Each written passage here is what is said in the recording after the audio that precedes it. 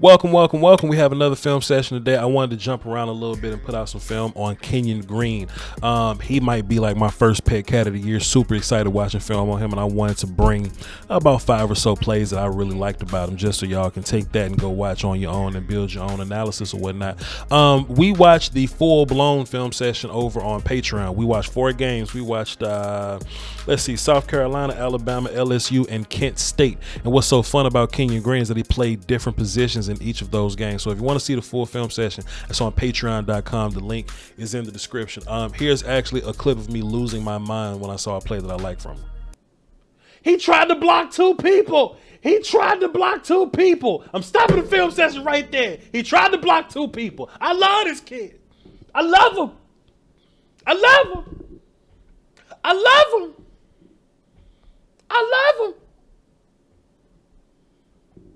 He blocked 2 people. All right, let's take a look at Kenyon Green, Texas A&M offensive line number 55. I'll highlight him throughout the film session. He'll be changing spots. The first thing that I want to just point out to you is just look at how squatty he is, man. You know, we always talk about these offensive line being able to bend at the knees and not at the waist. Look at the left tackle right now. His knees are a lot more straight. He's bending at the waist. He's leaning forward. That's going to be bad for his balance. Kenyon Green, he looks small right here, but he's a 6'4" guy. He's 6'4", 320, or short rather. He looks short, but he's 6'4", 320, but he has such good knee bend, and I think, you know, you're going to need to maintain that throughout these blocks. He's going to come off the ball and he's just going to uncoil those hips and move people, man. That's his objective, bro. Like, he wants to move people off the line of scrimmage.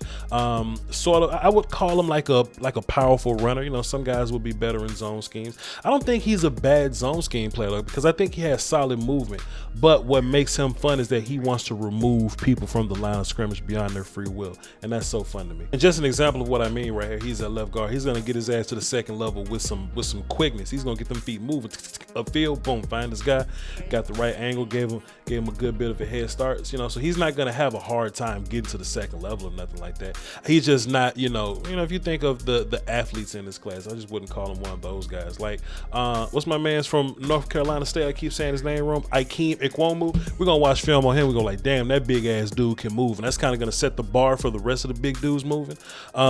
So saying that to say, Kenyon Green got some good movement to him, and he gets to the next level just fine. And he makes blocks when he gets there. And he has a bad attitude, and he wants to finish those linebackers on the next level.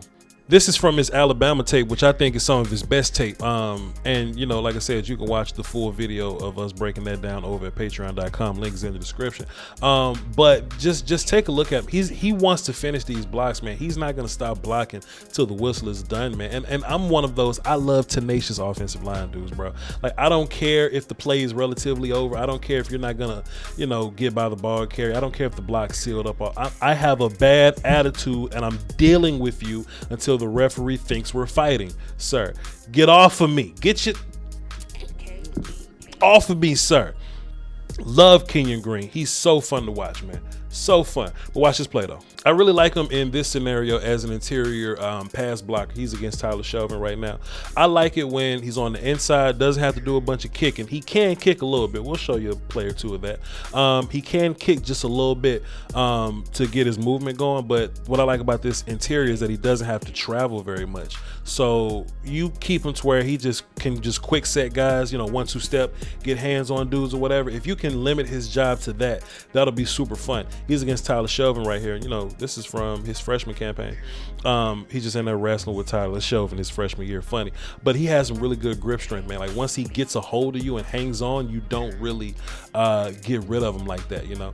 I'm gonna show you another example of when he grabs onto people, like they just kind of stuck together.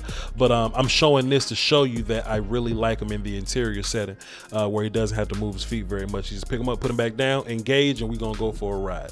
I really like him on the inside. But then if he has to line up at right tackle, I hope you got your thinking caps on. That's the 4th position that we have him at here. If he lines up at right tackle and he has to play against somebody that's a little more slim, he can easily win that power exchange with them. But, you know, the question is, can his feet keep up, right? And I think he's a solid footy dude. You know what I mean? Now, when he gets to the league, there's some matchups that you don't want him to have to deal with, of course. I mean, that's just clear. But I think he's solid enough to do a good job on the outside, man. With, you know, like I said, go watch the Alabama game. He was playing left tackle in that game. This is versus Kent State, I believe. Right tackle, hey, solid feet, not the best feet in the world, but hey, if he was to ever play right tackle in the league, it'll be to just kind of get the job done or whatever, right? So, we're gonna kick as much as we need to, patient with the kick, boom, then you see the grip strength. He's not letting you go. He's shaking the shit. Hold on, go back.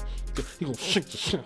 Let me go. But you're not gonna be able to disengage with him because he's just that dude, man. He's just that dude. I'm a super fan of this dude.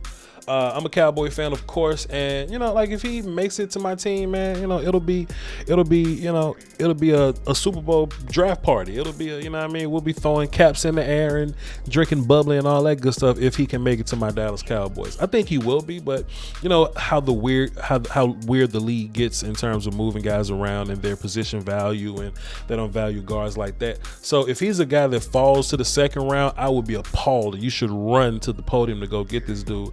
But if you end up drafting him like late first or something like that, do a dance also, because you just got to do. Think about what Green Bay does with Elton Jenkins, right? He has a starting spot, but he can kind of play any spot on the line depending on who's hurt, who's active, or whatever. And I think that's a cool little Swiss Army knife type deal. And this dude could probably save you a spot on your roster, on your game day roster. Just a dude that can play swing tackle and swing guard. I don't think he's gonna be playing a bunch of tackle in the National Football League, but if it's an emergency, man, you never know what happens with these last minute things, bro. Somebody could catch some COVID or something. Somebody could get hurt. You just gotta have somebody to play some last minute tackle for you. I think he can come in and play some tackle in a pinch, but I think he's really gonna make babies and get busy at guard. Which guard depends on the team. I don't know. I think he's good at both. 4 different positions. That's a dream for any coach to get their hands on a dude like that. Like I said, man, SEC guy, been playing for a long time, been playing since his freshman year. I like the player. You're probably gonna ask me, but Vaj, where would you draft him at? I don't know. We gotta watch some more prospects and figure it out. Follow me on Twitter, VOCHLOMBARDI. Go look at some other film sessions if you ain't doing nothing else, and subscribe to the Patreon so you can get the full blown stuff. We have watched the Georgia kids, the first 2 pass rushers. We've watched the first 3 offensive linemen. Those film sessions are gonna be coming too, and we watched Kenyon Green, so it's pretty fun over there. And we watched Tyler Linderbaum. Go over there and watch him. Peace, y'all.